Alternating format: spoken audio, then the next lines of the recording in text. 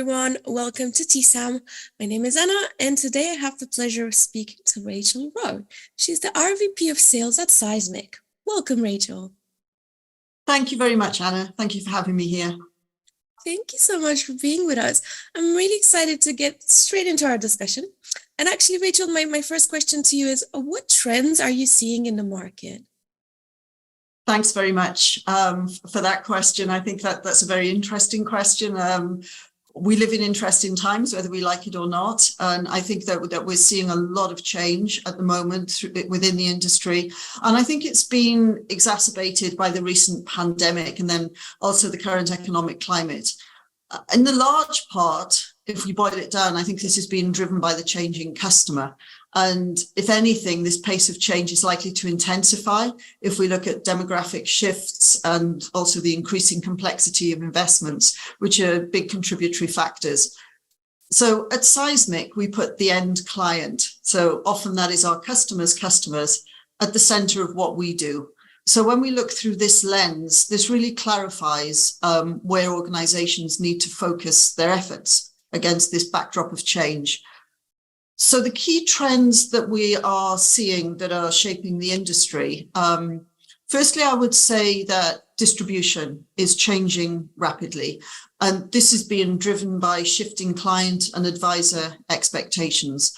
So there's a heightened demand for personalization from engagement through often hybrid channels. And that in itself is often a big challenge for organizations who've been focused traditionally on more face-to-face interactions. And because of that, firms are needing to take more of a data-driven approach so that they can shift effectively at scale. And it's the at scale element of this, I think, which is a critical factor. So, for example, looking to achieve personalization to align channel preferences or to understand product and content requirements and to meet those requirements at scale is a challenging element. The second trend, which we see having a big impact in our customers, and I think across the industry as a whole, is the increasingly complex investment landscape. So, for example, the rise of digital investments, the focus on ESG, all of this is giving rise to a need for more education for client-facing teams and more of an understanding of the consistent level of education across the organization. And then the final trend, I would say, is really complexity within compliance. The regulatory environment obviously is keeping pace with industry change. In many cases also trying to anticipate that change. And that's throwing up challenges in always ensuring consistent and compliant content and engagement. So as all of this change is gathering pace, many organizations are also still grappling with digitization. And what that means is that if we look over the last 3 to 5 years, tech investments have been significant, and that's really led to expensive and complex tech stacks. So many organizations on average have over 300 apps, and that's expensive to maintain and keep updated. And there's increasing pressure to really pare back these investments now, really in the face of the headwinds of pressure on fees, as well as the broader economic environment. Then you also have the fact that the ability for organizations to execute is really hampering digital maturity. That movement across that digital maturity curve is being slowed down at a time when clients themselves are gathering pace in terms of what they require. And so to address that, there also needs to be a more robust approach really to measuring the qualitative and quantitative aspects and value of the digital investments that are being made. And then finally, the last piece is really around siloed operating models. Siloed models still persist, and that really also prevents and slows down agility. And what we find is that many tech solutions are still remaining with the tech teams and haven't really percolated across the organization. And in the whole, these factors are becoming a pinch point at a time when client demand really continues to evolve. Thank you so much, Rachel, for providing this context. My next question would be, what challenges are your customers facing? Yes, thanks, Anna. So we're privileged to work with hundreds of financial services organizations globally, and we work with 23 of the top 25 asset managers. So we do have a rich foundation of understanding of the challenges that our clients face. But to boil it down, when our customers come to us, there are usually three main areas that they're looking for help. The first tends to be that they still have a lot of manual processes, which are inefficient, and ultimately they're getting in the way of scaling up. So usually what we find is that marketing teams are doing a lot of manual work to either address branding issues or to ensure brand consistency, or, for example, as we've just alluded to address changes within the compliance and regulatory landscape.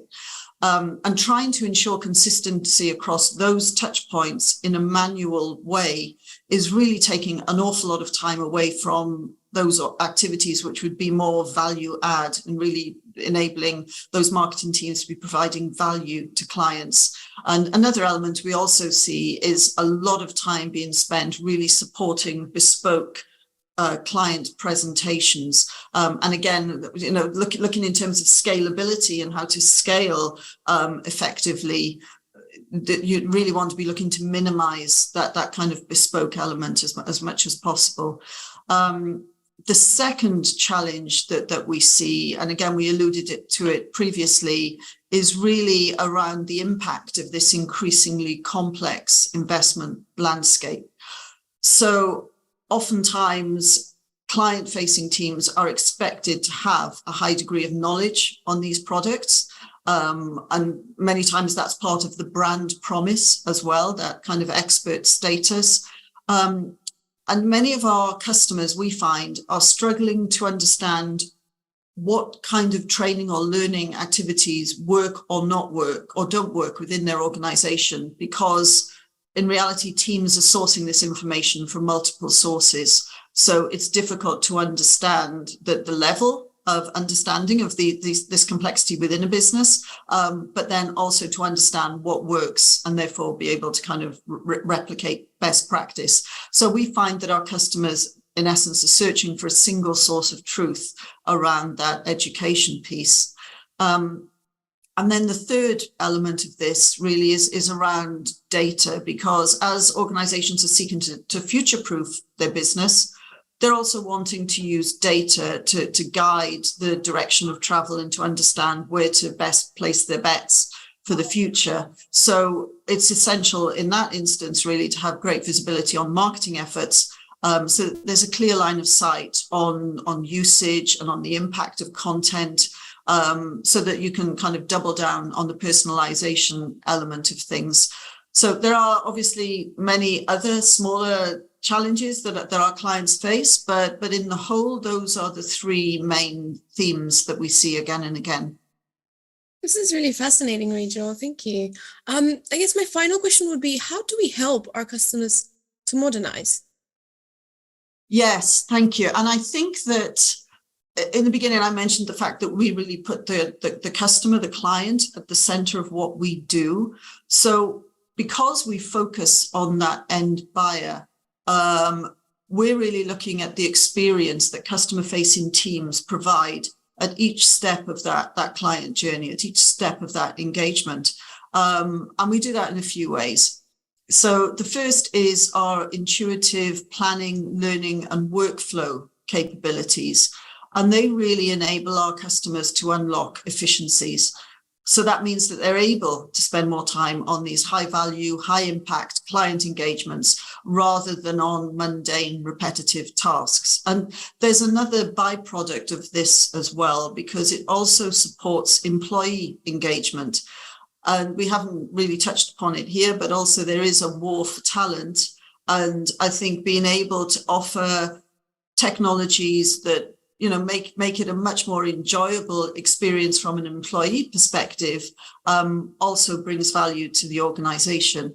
The second focus for us is really enabling our customers to personalize experience across channels. So that means that they can personalize content and tailor it to the specific end client and promote content aligned to a unique UVP.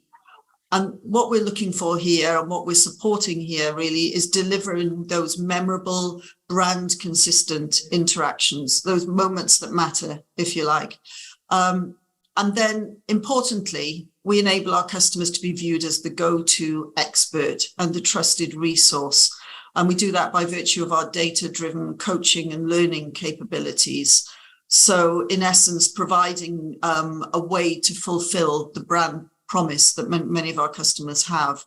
And then the steel thread that runs through all of this is the confidence that all of these interactions will be compliant, thanks to our automation and compliance solutions. And I would say that importantly, all of our clients are different, different sizes, different complexity, and across the spectrum of digital and enablement maturity within their businesses. So there is no one size fits all approach. And what we really work with our customers to do is to maximize the ability of their customer-facing teams to communicate value and differentiation in a clear, compelling, and consistent way.